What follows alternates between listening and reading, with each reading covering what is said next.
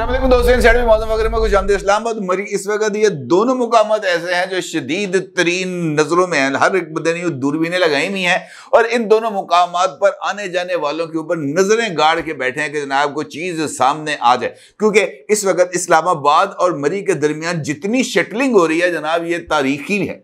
New गाड़ी निकलती है इस्लामाबाद से, जाके मरी रुकती है, मरी से गाड़ी में लोग बैठते हैं और वापस इस्लामाबाद आ जाते हैं। इसका मतलब यह है कि मुस्तकबिल के हवाले से कुछ अहम तरीन प्लानिंग हो रही है, लेकिन इसी दौरान कुछ और सरगर्मियां भी हैं जो जारी हैं और वहां पर पाकिस्तान तहरीके इंसाफ के लिए कुछ गुंजाइशें हासिल करने के लिए कुछ दरवाजे हैं जिनको नॉक किया जा रहा है, कुछ गोडे हैं जिनको जाकर हाथ लगाया जा रहा है, किसी जगह पर जाकर हाथ भी जोड़े जा रहे हैं, मत्थे भी टेके जा रहे हैं, माफिया भी मांगी जा रही हैं कि किसी ना किसी तरीके से जान बख्शी करा दें। और अगर आपको मैं ये कहूं कि इस जान बख्शी के लिए पाकिस्तान तहरीके इंसाफ की तरफ से बहुत ही अहम तरीन ऐसी सियासी शख्सियत के साथ राब्ता हुआ है जिसका इमरान खान के साथ 36 का आंकड़ा है, तो ये कहना कुछ ज्यादा गलत नहीं होगा। और वो शख्सियत हैं जनाब मौलाना फजलुर रहमान साहब। मौलाना फजलुर रहमान वो शख्सियत हैं जिनको इमरान खान साहब ने अपनी जिंदगी में कभी को अच्छे अल्फाज से जो है वो उनको नहीं पुकारा, कभी उनका एहतराम नहीं किया, हमेशा उनकी तज़हीक की।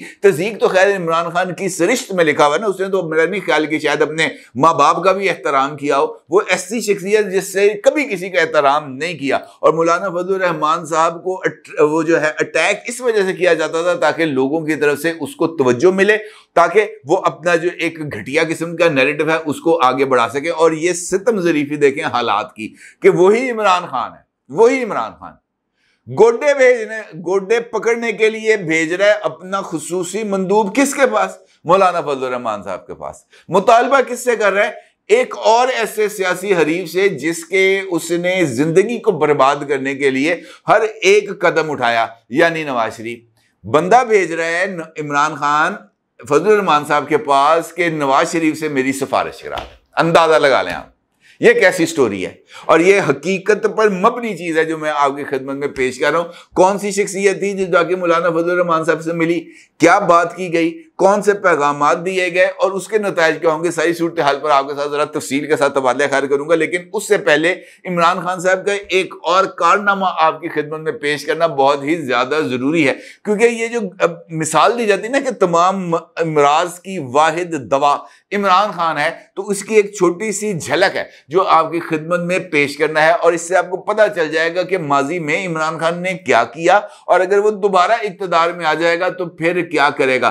खैबर पख्तूनख्वा वो सूबा है जहां पर इमरान खान साहब को सबसे ज्यादा पजीराई मिली। वो सूबा है जहां पर इमरान खान साहब गुज़िश्ता 10 बरस तक बिला शिरकत गैर हुक्मरान रहे थे। वो सूबा है जहां पर इमरान खान साहब का पॉलिटिकल कैपिटल आज भी मौजूद है और उस पॉलिटिकल कैपिटल को इमरान खान साहब ने किस तरह धोखा दिया, ये एक छोटी सी मिसाल आपके सामने है। सरकारी दस्तावेजात से इंकशाफ हुआ है कि इस वक्त खैबर पख्तूनख्वा दिवालिया होने के करीब है और खैबर पख्तूनख्वा की निगरान हुकूमत ने संगीन माली बहरान की वजह से सूबे को दिवालिया यानी डिफॉल्ट से बचाने के लिए मालियाती इमरजेंसी लगाने का फैसला किया है, क्योंकि इमरान खान साहब के 10 साल के टेन्योर में सूबे के ऊपर जो कर्जों का बोझ है वो जनाब आसमान को जाकर लग गया है। और इसके लिए तजवीज़ पेश की गई है कि सरकारी मुलाजमीन की तनख्वाहों में 25% कटौती कर दी जाए।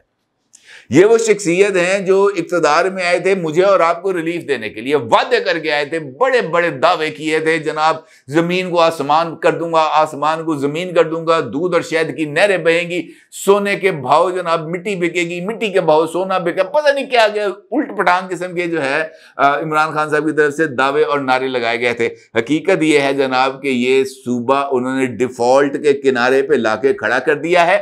समरी तैयार कर ली गई है 25% तनख्वाहों में कटौती की। किसकी? खैबर पख्तूनख्वा में सूबाई हुकूमत के मुलाजम जो अफराद हैं, बेचारा कोई पीएन है, कोई ड्राइवर है, कोई क्लर्क है, कोई चौकीदार है, 25% तनख्वाह कम। इस दौर में, इस इब्तला के दौर में जहां पर महंगाई छत से लगी हुई, आपको पता वजह क्या है? वजह है सरकारी खजाने के ऊपर वो जो एक हेड होता है ना, जिसको कहते हैं public sector development program, PSDP, ये वो शोबा है जिसके ऊपर हुकूमत अपने तरक्याती इखराजात चलाती है। तरक्याती इखराजात के बिना पर सूबे के अंदर इकोनॉमी चलती है। सड़क बनेगी तो यकीन तौर पर ठेका जाएगा तो बजरी खरीदी जाएगी, मिट्टी खरीदी जाएगी, रूढ़ी खरीदी जाएगी, तारकोल बनाया जाएगा, बुलडोजर लिए जाएंगे, मजदूरों को हायर किया जाएगा, ताकि ये सिलसिला चलता है। हर एक के किचन एक दूसरे के साथ चल रहा होता है। इसी वजह से PSDP के अंदर जो है हैवी अमाउंट रखी जाती हैं, ताकि सूबे के मईशत के मुंसलिक जो मुख्तलिफ शोबाजात हैं वो हरकत में रहें, स्टेगनेंट ना हो जाएं, रुक ना जाएं। इमरान खान साहब ने क्या किया? इमरान खान साहब ने अपने दौर में ये जो PSDP है और उस PSDP के लिए जो मजमूई लॉग जो था, हर मरतबा जो हद रखी जाती थी उससे बढ़कर तकरीबन 870 मिलियन रुपीस से एक प्रोजेक्ट लॉन्च किया। वो प्रोजेक्ट इमरान खान को जो है मसीहा करार देने का था, और उसके लिए 870 मिलियन रुपीस की लागत से यहां पर कीबोर्ड वॉरियर 25-25 हजार रुपए में भर्ती किए गए।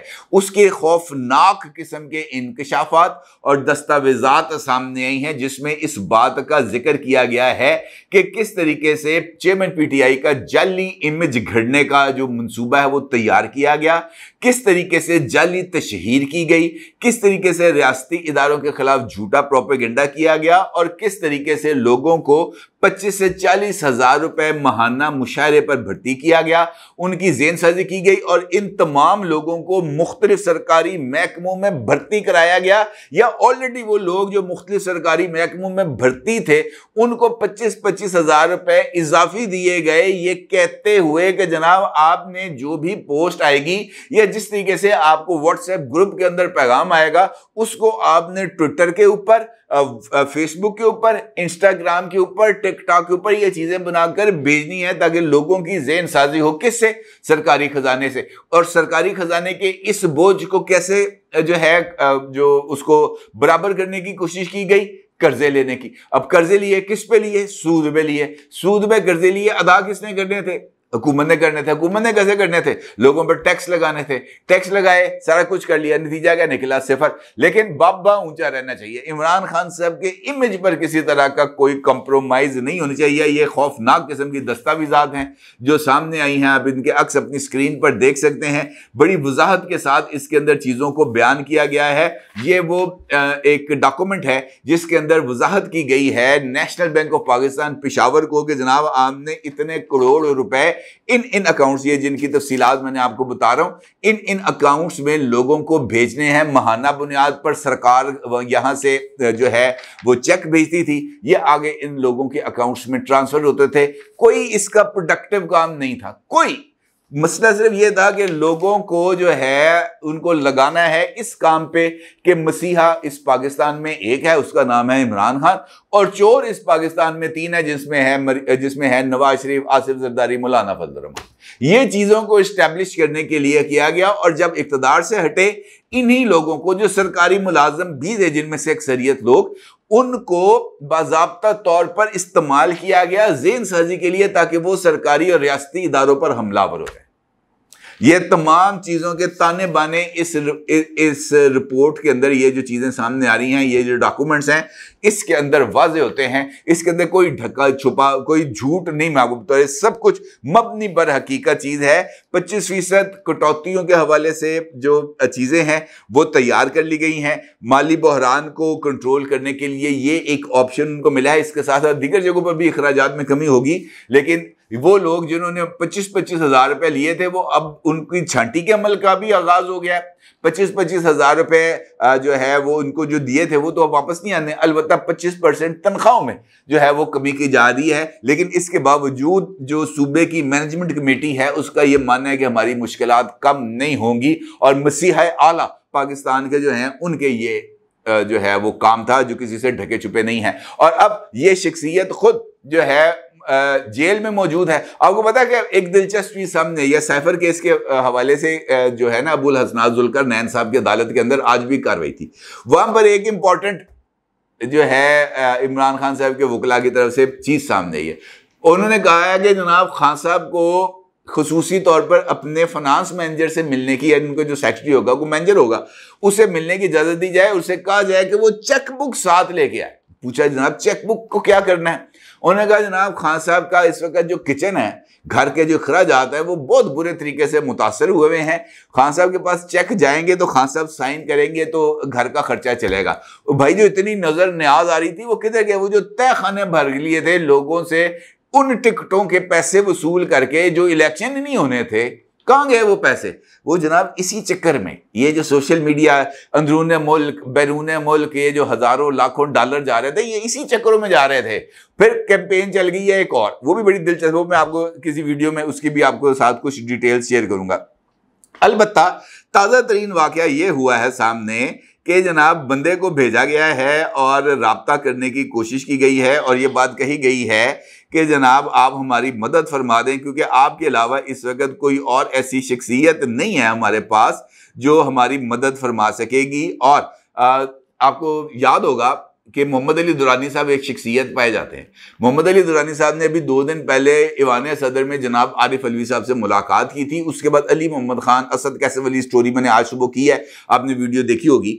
तो ये एक मुफाहमती फार्मूला लेके चला, लेकिन वो मुफाहमती फार्मूला किसी जगह पर इस वक्त वो बिक नहीं रहा, उसको कोई बंदा तवज्जो देने के लिए तैयार नहीं है, क्योंकि कोई भी इमरान खान की जिम्मेदारी उठाने के लिए तैयार नहीं है। मोहम्मद अली दुरानी साहब जो हैं वो इमरान खान साहब की खुसूसी हदायत पर गए हैं मौलाना फजल रहमान साहब से मिलने के लिए, और उनको आरिफ अलवी साहब और वो जो 3 का टोला है जो एक मुफम्मती फार्मूला लेके आया है, उसकी मुकम्मल तौर पर आशीर्वाद थी हासिल।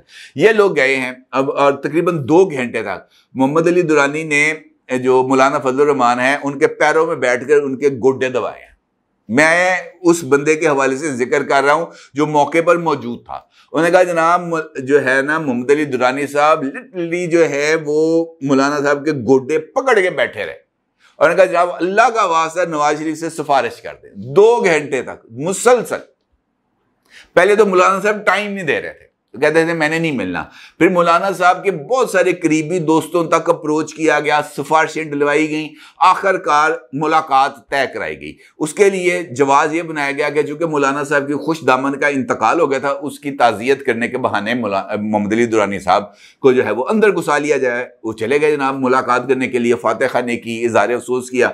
उसके बाद गोड्डे पकड़ लिए और उसके बाद मौलाना साहब कहेंगे अच्छा बात नहीं है जनाब, जब तक आप हामी नहीं भरेंगे तब तक मैंने गोड्डे नहीं छोड़ने, मैंने यहां से जाना नहीं है। अब शरीफ आदमी मौलाना साहब आपको पता है वज़ेदार आदमी है, सियासी तौर पर इख्तलाफ अपनी जगह पर हो सकता है उनसे, लेकिन घर में आए हुए को बंदा आप उसको कैसे, आखिरकार आपको ये हामी भरनी पड़ती है। अच्छा यार मैं गल करना देखने आता की नतीजा निकल रहा है, लेकिन इतना भी बड़ी बात है कि मौलाना साहब ने 2 घंटे तक गोड्डे दबवाने के बाद इतनी कॉन्सेंट दे दी कि मैं मियाँ साहब से बात करूंगा, लेकिन कहने का मतलब कि शर्म नहीं आई।